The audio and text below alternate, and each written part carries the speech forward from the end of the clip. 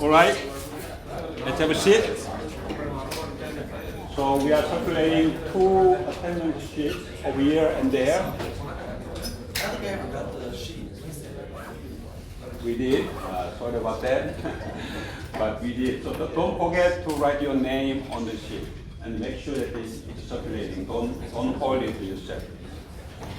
Before we start class, are there any questions? So the last topic of this chapter is about the thermal strain, thermal stress, thermal load. There are three terms: thermal strain, thermal stress, thermal load. But one is wrong, in my opinion, and then we will keep the two, see what happens. So this is the thermal strain. On the railroad, look at that. The temperature changes as global warming. The temperature change will be more significant, and we'll have more things to be careful. And if you see on the street, on the railroad, there's some gaps always exist. That's because to prevent the deformation due to the thermal strain.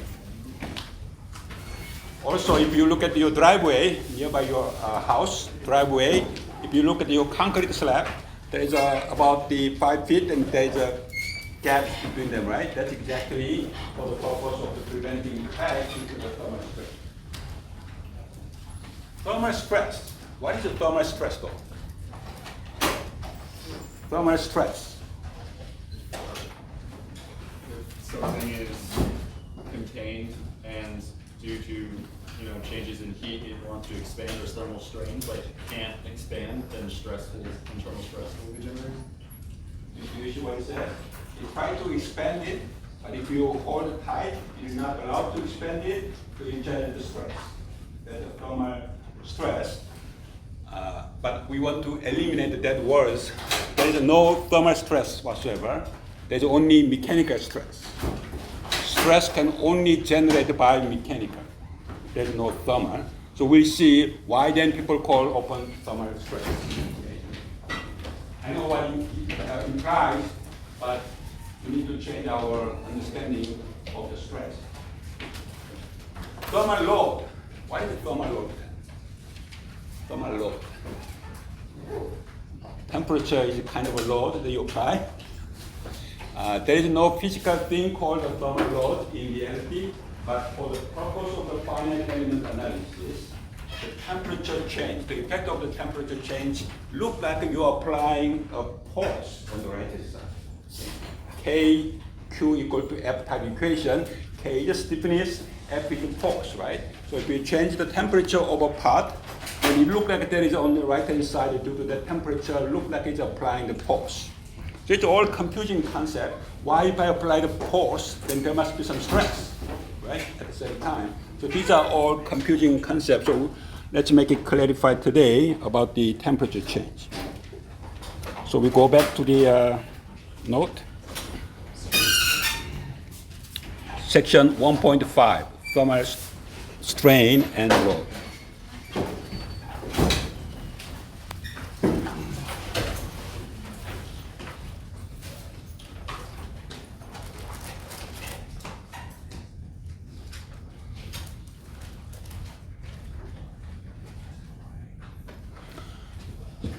So before we go any more detail about the formulas and equations, I want to see two problems. So one, I have a uniaxial bar, right? And the other, I also have a uniaxial bar, the same material, exactly the same geometry, just different boundary conditions. Node 1, node 2. Node 1 and node 2. So we talk about two identical bars with different boundary conditions. Now, the temperature changes by delta T. It doesn't matter what temperature initially, but it changed by delta T, positive, okay? Then all we understand that the bar wants to expand it by thermal expansions, right? So the bar is expanded by this much. I'm slightly exaggerated deformations, but let's say there is some elongation by delta L. Initial length is L, and it is elongated by delta L. That's case A. And case B, again, temperature increased, but due to the boundary condition, nothing changed. It seems like nothing happened on the bar on the right.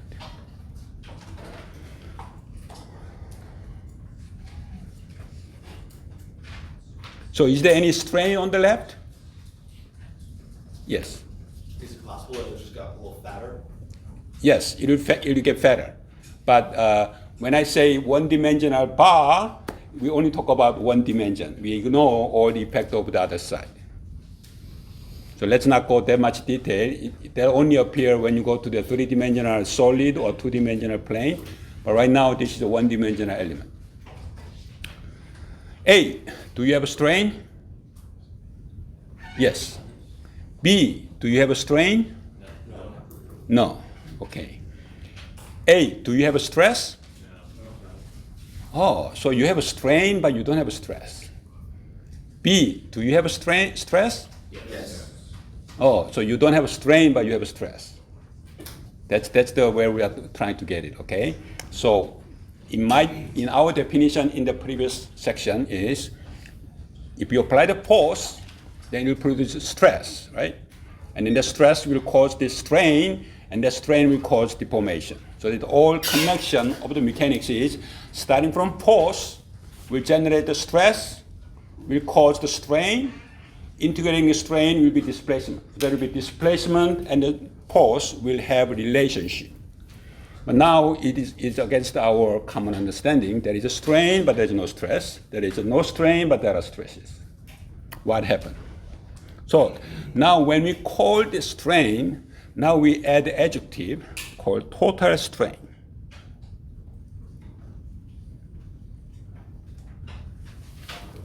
We never talk about total strain, but let's say total strain is you have mechanical strain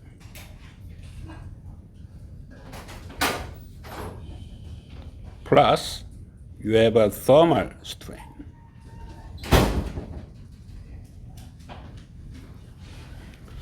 Because so far we never talk about changing the temperature, so that we ignore the thermal strain. Therefore, we don't have any reason to say mechanical strain.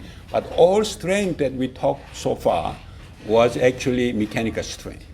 And now there is a thermal strain. Another strain comes in. So now we have a total strain. It's a summation of the mechanical strain and the thermal strain. So notation-wise, this will be my epsilon. And this is my epsilon sub E, elastic, plus epsilon sub T, thermal.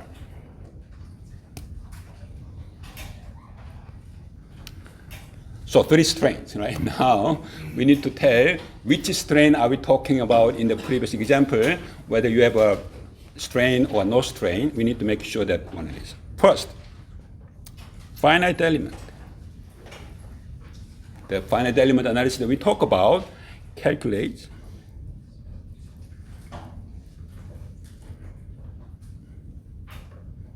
epsilon, which is du over dx. So that's our dilemma. I want to calculate the epsilon E or epsilon T, but when you solve the K, Q equal to F equation, that displacement you differentiate it with respect to X, you will get only total strain. Another, stress is generated by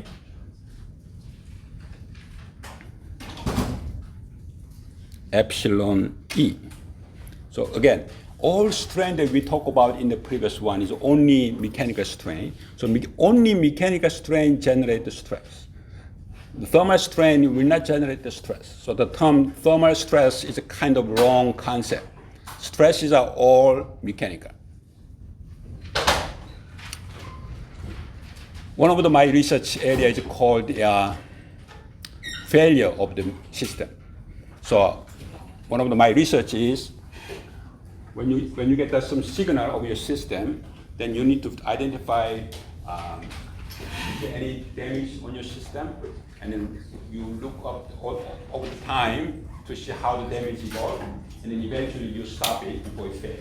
It's called diagnostics, health monitoring, and the prognostics. A lot of people say electronic device failure. You have a PCB board, you drive the car, you operate it for 10 years, then the board can fail. So people call it electrical failure. But think about it, how electricity can fail? All failure are mechanical failure. Thermal expansion of the electricity.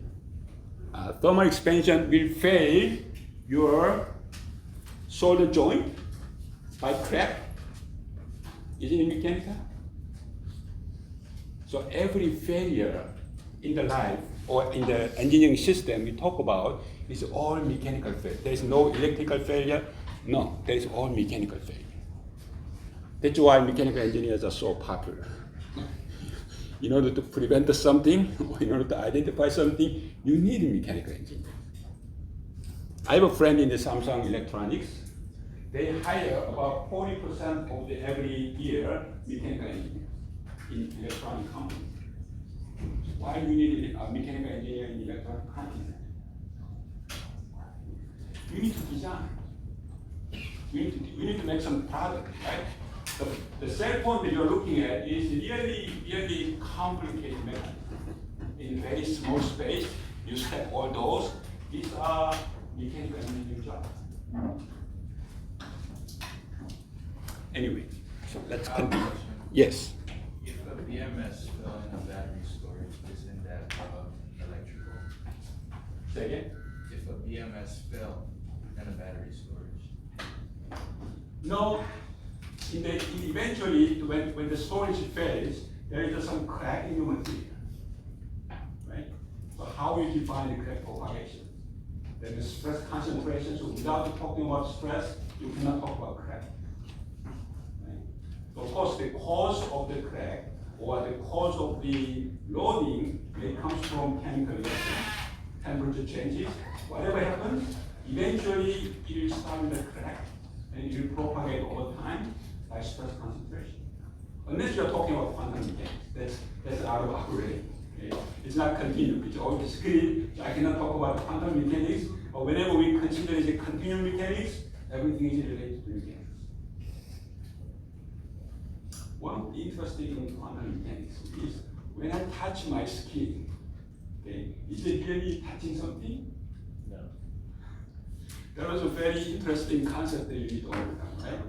There is a nuclear inside of the atom, right? Let's say the size of your nuclear is about basketball size. Let's verify your atom. The nuclear is about the basketball size. Then where is the electrons circulating around that basketball? I don't know that. Isn't it like a football stadium or something like that? No, it's actually somewhere in the LA. If your nuclear is in your basketball size, then the electrons circulating on the nuclear is about in LA. Then what's between Gainesville to LA? What's in between them? Nothing. There's no air. So when I touch it, what do I touch? It's a very difficult concept to accept it, but that's quantum mechanics. All right, so stress is generated by epsilon E, meaning stress, Young's modulus times elastic strain. So what's the dilemma? Finite element will calculate your total strain, then you need to separate how much is elastic, mechanical, and how much is thermal. Thermal strain.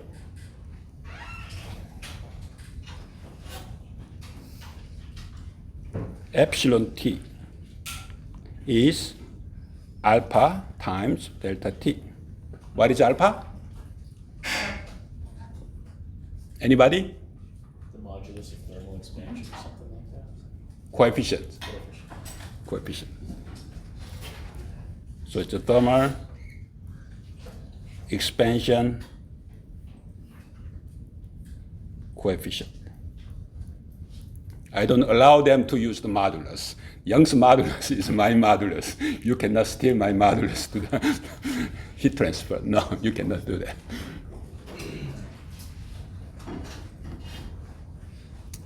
So with that idea, let's go back to our problem, A.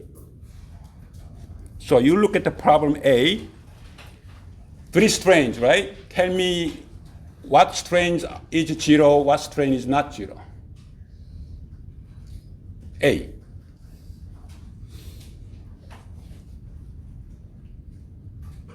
Out of 3 strains, you have a 33% chance, right? Out of 3 strains, what strain is or are 0, what strain is or are not 0? Yes. So for A, would it be that there's thermal strain but no mechanical strain because there's no stress? There is a thermal strain, no mechanical strain. There is total strain, but stress is 0. Do you agree? So epsilon equal epsilon E plus epsilon T, which is alpha delta T. And this is a 0. So sigma equal Young's modulus epsilon E equal 0. Delta L. What is delta L? Change in length is strain times L. So you'll be alpha delta T L. So there is a change in the length because there is a total strain, but there's no mechanical strain. B. Which one is 0 in B? Which strain is 0 in case B? Case B here. Which one is 0?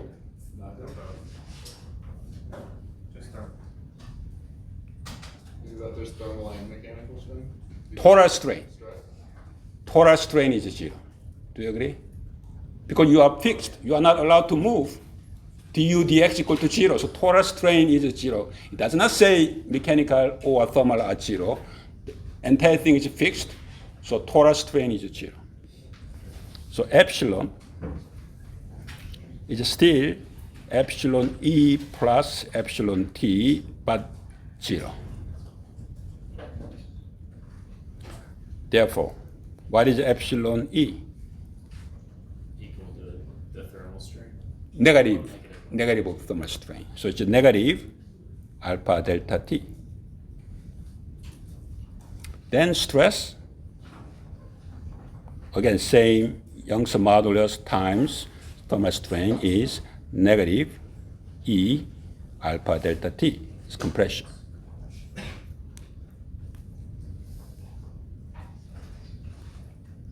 Make sense? Do you agree that it will be compression? Change in length, delta L. Epsilon L equal 0. There is no change in length.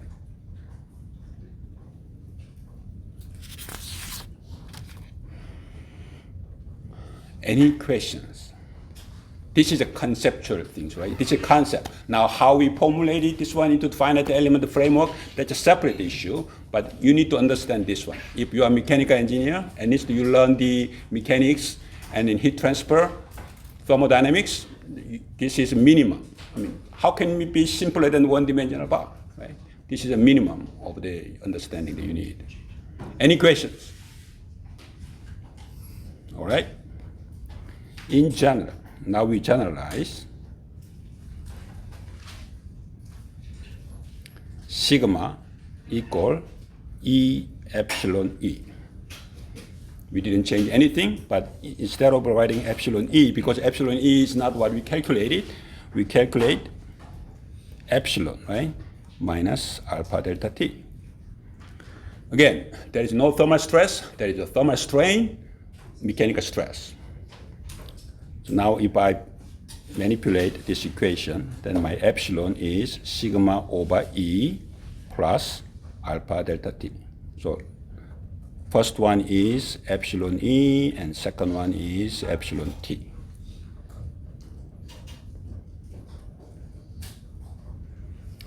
Then now if I solve a truss problem, plane truss, space truss, doesn't matter. You solve KQ equal to F equation. Now you solve the displacement, right? U1, U2, U3. These are not thermal displacement. These are not mechanical displacement. These are total displacement. So your element force, PE, this is element of force, right? We talk about that EA over L, U2 bar minus U1 bar. If you remember the previous class, this is element of force. If you divide this one by A, there will be element of stress, right? Stress. That formula is only true when there is no change in temperature. If temperature changes, then what you have to do, you need to subtract EA alpha delta T, thermal strain portion of the deformation.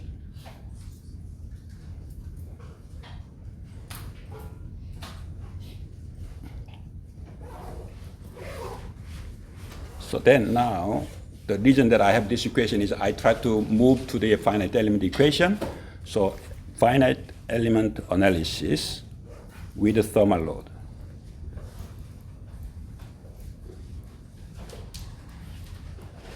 Is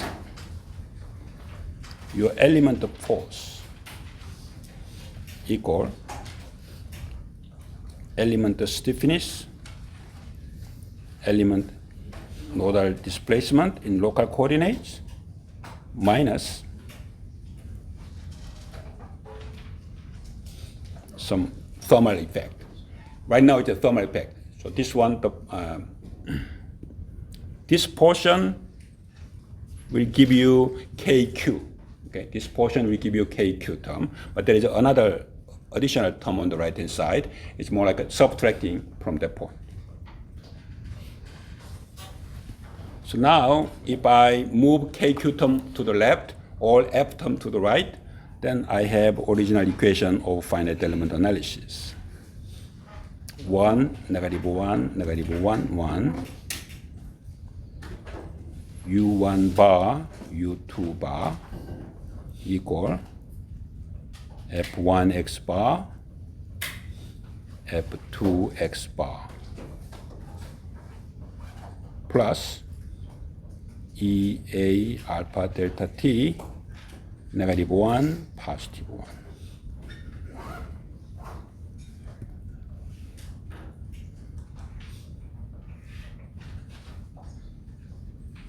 The only difference when the temperature changes is there is an additional term on the right-hand side, EA alpha delta T term. In node 1, negative direction, node 2, positive direction. It's trying to expand it, right? If temperature is positive. That's why it appears on the right-hand side of the equation. That's what it's called thermal load.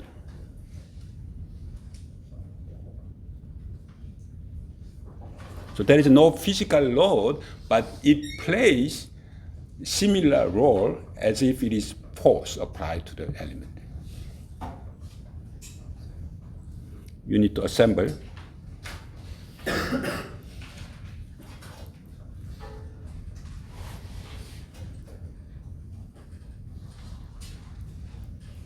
You need to assemble it. Okay? When you apply concentrated force, you don't need to assemble. You just put it on the right-hand side of the force. But when you have a distributed load or a thermal load, you need to assemble to the load. Let's take an example. We try to solve the problem A on the left one, free to move, right? Using a finite element equation.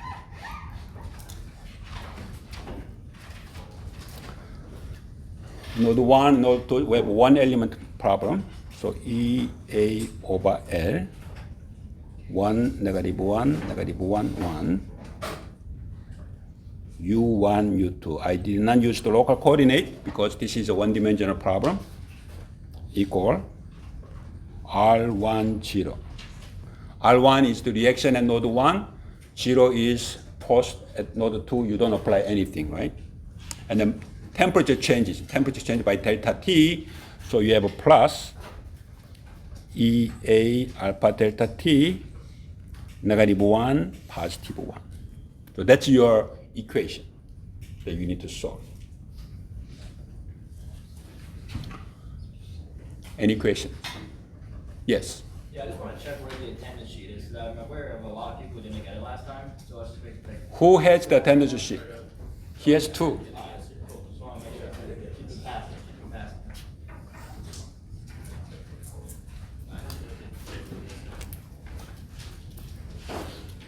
We lose points on our grade if we don't get that thing. Grades are important, right? Grades are important. So there's a gap between you and I. Your goal is grade. My goal is your learning experience. You can get those. I'm trying to make a connection as soon as possible. But yes, and I believe the coming to class is the best way to learn in minimizing your study. You can study by yourself. Yes, you can be the group. You can study by yourself, but it's always better to come to class and keep asking questions until you understand.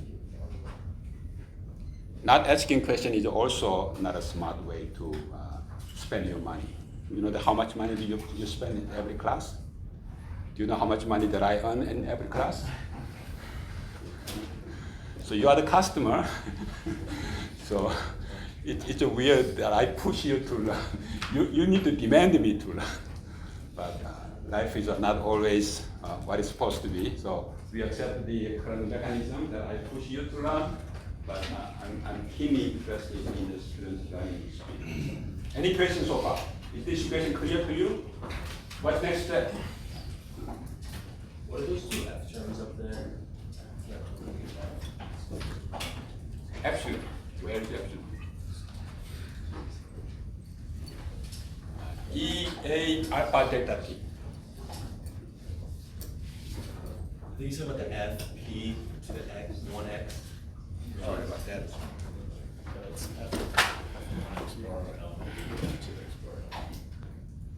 How about that? Still not clear? Sorry. So it should be F1x bar E, F2x bar E. So that's an x directional local force at node 1 and 2. Next step, applying boundary condition. Boundary condition, U1 equal to 0. So if you delete first row, delete first column, now you have a scalar equation. EA over L, 1, U2 equal EA alpha delta T, right? The second row, second column. You solve it. U2 equal EA canceled out, L alpha delta T L. So your nodal displacement is not 0. You have a positive displacement. Now let's calculate it. Element force. So EA over L, U2 minus U1 minus EA alpha delta T. That's the formula that we come up to, right? Now U1 equal to 0. U2 is alpha delta T L. L canceled out with the denominator. And then the terms on the left is same as the right, so it'd be 0. Therefore, your stress is element of force divided by area is 0. So there is deformation, but there is no stress.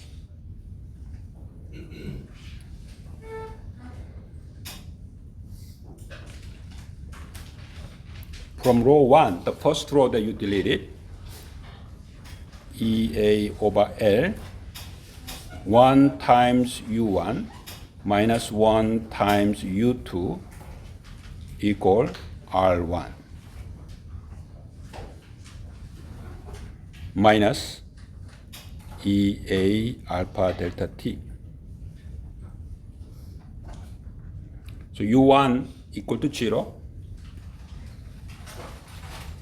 U2 is alpha delta T L, L canceled out. So EA left hand side is negative EA alpha delta t.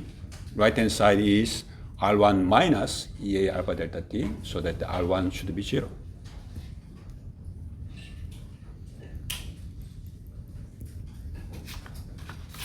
So that's the problem 1. It has deformation. You have a U2, but there's no stress, there's no reaction.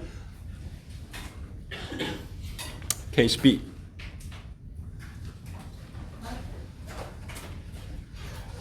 Any questions so far? Case B, same equation.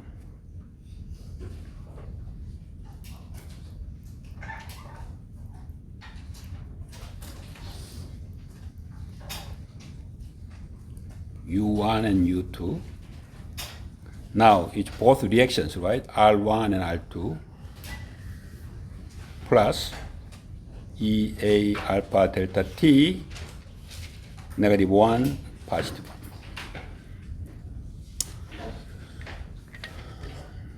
How do you apply boundary condition? Both U1 and U2 are 0. So you delete row 1, row 2, column 1, column 2. You delete everything, right? Both of them are 0. So there is no equation to solve. All right, then what is R1?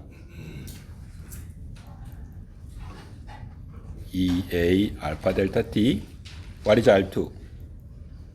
Negative EA alpha delta T. So R1 goes to,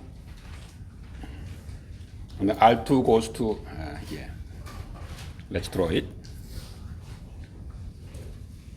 R1 is positive, so there is a force R1, and R2 is negative, so there is R2. Right? So it's compression. How can I calculate the stress if U1 and U2 are 0? Let's try. PE. EA over L, U2 minus U1 minus EA alpha delta T. Okay, so U1 0, U2 0. So what is PE? Negative EA alpha delta T. So that is element force, negative. And the stress,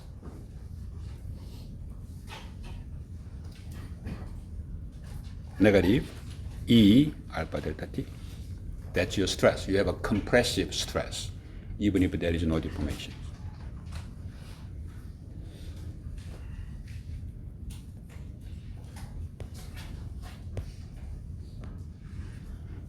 So we solved the B using when the temperature changes.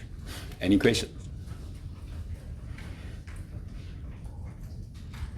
How can I do this one for two-dimensional plane truss or 3 dimensions? You need to expand it, right? So for plane truss, so 2D. And then all you need is the element force along the thermal expansion is along the element direction. So all you need is transformation. So Ft over E. The thermal load in the global coordinates is EA alpha delta T. The physics never changes, only direction changes. So now you have negative L, negative M, positive L, positive M. Instead of a negative 1 to positive 1, you have a negative LM, positive LM. And then you assemble it. You, on the right-hand side, you assemble it and you solve it.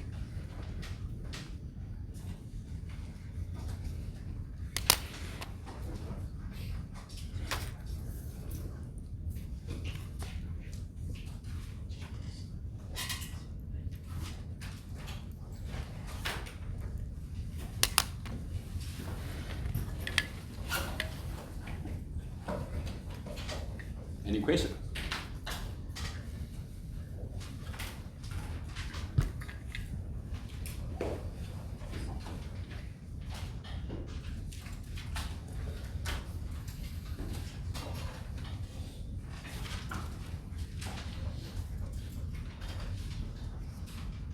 We have 15 minutes left.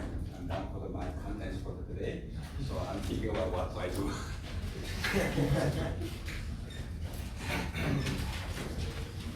If you guys are around, yes. For part A, is YouTube the new YouTube or the initial YouTube? What is the initial, what is the, there's only U2. Undeformed is deformed. Deformed U2 is past.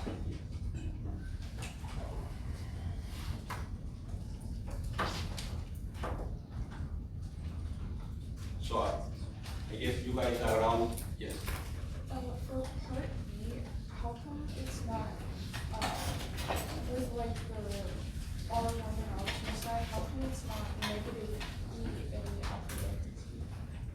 So if you look at the equation, in the B equation over here, left hand side, U1 and U2 0, right? So your left hand side is 0 vector. Yep, left hand side is 0. So R1 is positive E, R2 is negative.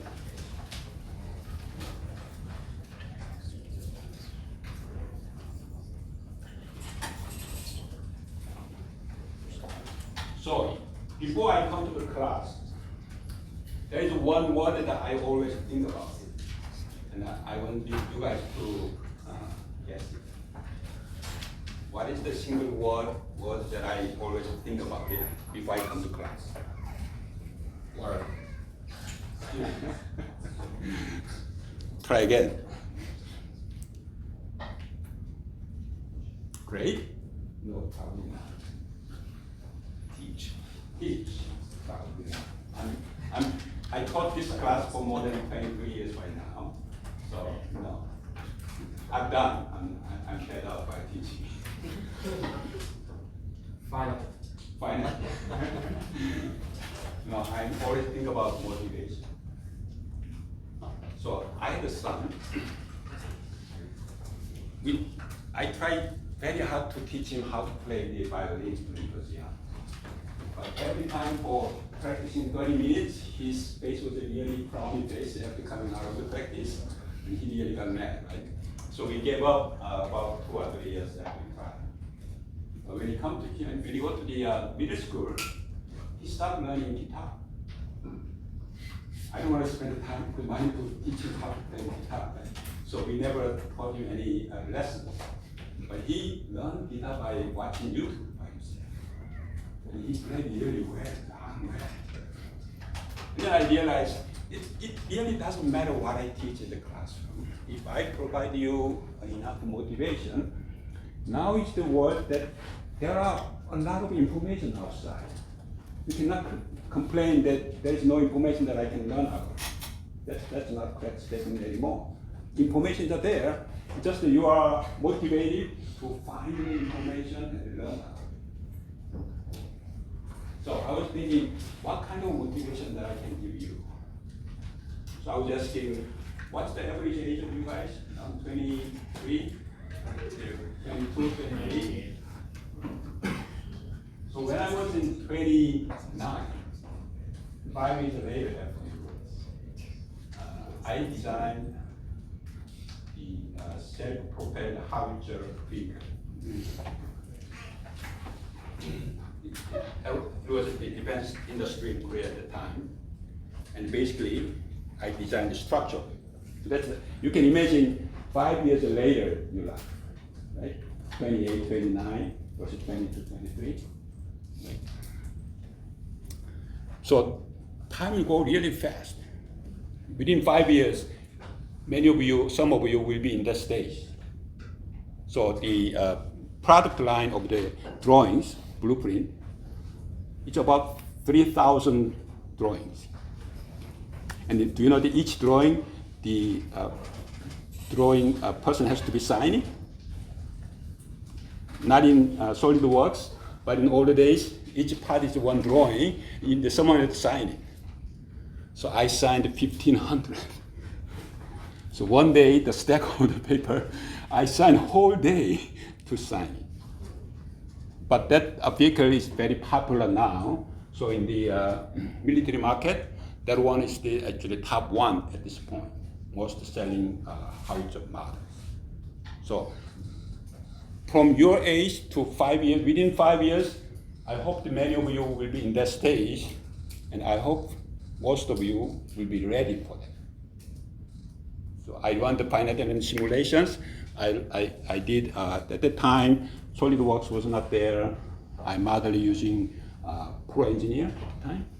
So it was a very long time ago, but the moment will come, and you need to be ready. And you cannot learn at the time, that's too late. When you are ready, then you can do that. So don't spend a lot of meaningless things. I know you have a lot of activities going on, but focus on what? Finite elements. Have a good weekend.